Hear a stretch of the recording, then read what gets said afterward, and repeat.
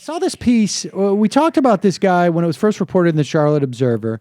I wanted to find out what the real deal was, and so we located Louis Lang.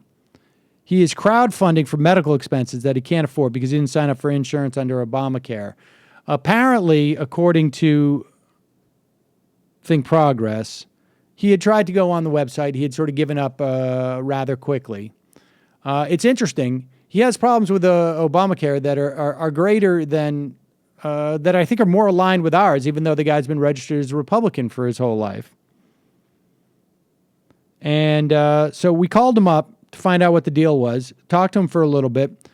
Sort of interesting to hear, this is how people become politicized.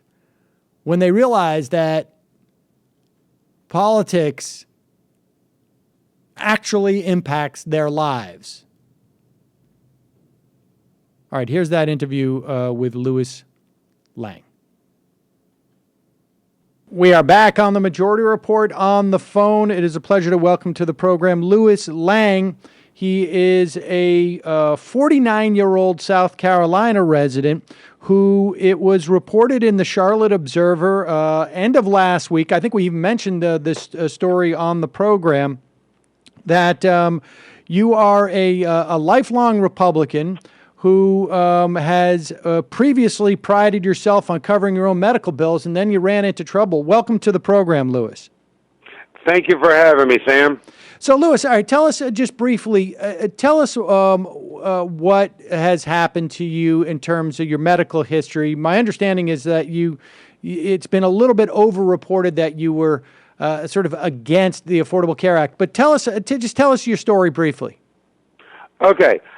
First of all, everything that was reported at the beginning of this that started last Tuesday was all false. Well, a lot of it was false and blown out of proportion.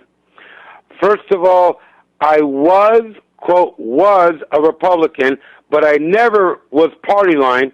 I never voted just because what I had marked on my voter registration that I did when I was 18 years old, which was 31 years ago. Okay. So to get that part straight first. Second of all, when I did the interview as far as with the Charlotte Observer, a lot of it was omitted when it was put on the blog.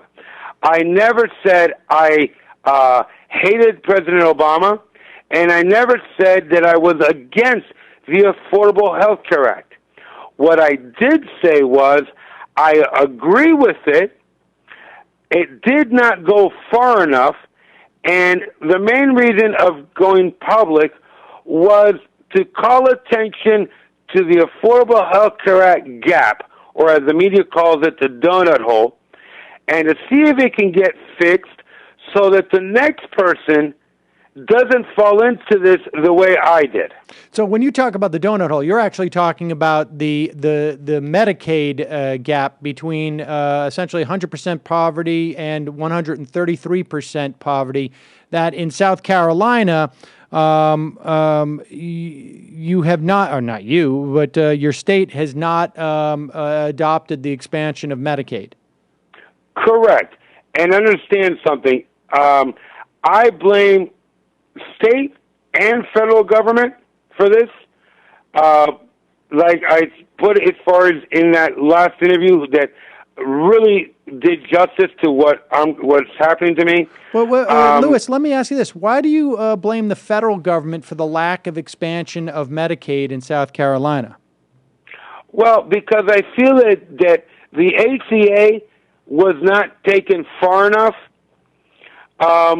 and it should, personally, I think they should just get rid of insurance companies because they're all greedy anyway.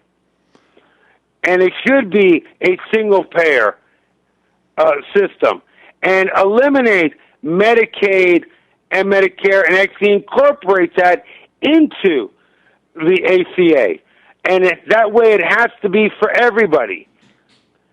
Well, And I mean, I'm sorry. Yeah, no, I mean, I think I can appreciate that, but you realize that basically the Medicaid expansion, the only thing that's preventing it is the South Carolina government.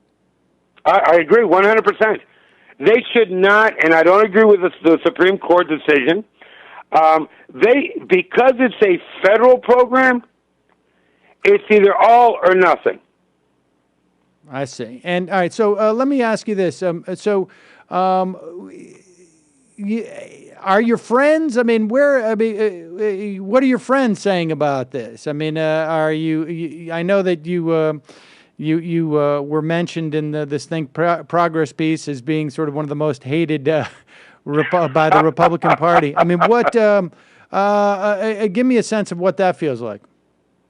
Well, I was actually surprised that this got turned into a political issue, a political war that I was thrown in the middle of. But I appreciate it because after both me and my wife, after we started looking at what our core values are, what our values are, we realized we really are Republican. We really are Democrat. Well, no, why don't you see this as a political issue? Because I mean, everything involved in this seems to me to be political. Well, you have to understand, Sam. I've never been a political person.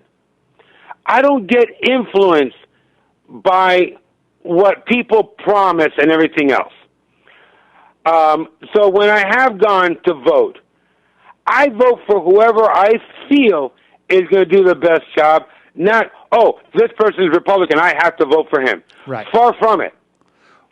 Okay? And when I do vote, I try to do a little bit of research before I cast my vote. And again, I'm not a political person. Right. And that's why I never thought that this would blow up the way it did. Now, Louis, let me ask you this. I mean, where do you get, when you do that research, I mean, where do you get, I'm just curious as to what outlets you watch or you read. I mean, I'm curious. Okay.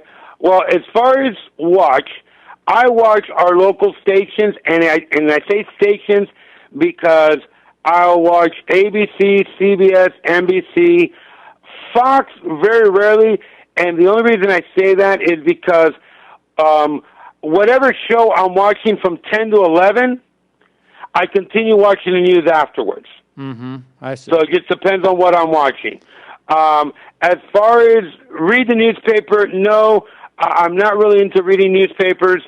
As far as anything else, if I really want to look into something, I'll just do what most Americans do today is Google it. But I don't pick and choose. Oh, this is a liberal post or this is a conservative post. I don't go by that. I will read the post and make up my own mind. Okay, and so just let me know your perspective on. Do you feel like you're a little bit more of a political person now that you've come to understand the implications of, I guess, of health policy on your situation? I have become a political person. In fact, and I don't know if you've been reading the comments on the GoFundMe page, because I pride myself also on reading every single person's comment, and I have taken it to heart, whether I agreed with it or not, but I read every single one. And since, as I call it, my coming out party, a perfect title for this would be True Democrat comes out of the closet. I've been asked by people to, since I am so recognized now, to be the spokesperson or be the poster boy for the ACA. And quite frankly, I would love to. If I'm given a chance, I would love to fulfill that role, because I know there are tons of people out there that either have thought the way I did or assume the way I did, that need to start realizing the truth about things. Interesting. Well, I hope at the very least you're telling folks in your community. Louis, I really appreciate your taking the time to talk to us about it, and we will link to your GoFundMe page at majority.fm. Sam, it was a pleasure talking with you. You got to wonder if This is a guy from South Carolina who is just a registered Republican, right? I mean, he doesn't seem to be somebody who, I don't even know if he had cable news, frankly. And like he said, he would just stumble into news based upon whatever it was that he watched from 10 to 11. And that's what he would end up watching on the evening news. But you got to wonder how many people there are out there. This guy was self-identified as a Republican who now realizes that what he wants is single payer. Like to the point where, like, yeah, we shouldn't even have a distinction between Medicare and Medicaid, what everybody gets. You got to wonder how many people are out there. You know, the most charitable interpretation of why President Obama never wanted to pursue single payer. And to be fair, look, in 2008, there were debates, and there were three major candidates, and all three of them were essentially promoting the Affordable Care Act, right, in some form or another. Public option, no public option. The public option would not, I mean, people understand how the public option would have worked, right? I mean, the public option would not be available to everyone. It would be an option that would have existed on the exchanges and presumably would have been basically a Medicare buy-in, and the idea would have been that it was going to be cheaper and more efficient and more people would flock to that. And to the extent that it would even have any type of impact, it would have happened just on the exchanges. It was a toehold more than anything else. But that's what was on the table in the 2007-2008 election, 2007-2008 primaries. But I've heard President Obama say, you know, the country, and I've heard other people say this, frankly, the country's just not, the mentality is such that we just couldn't handle single payer.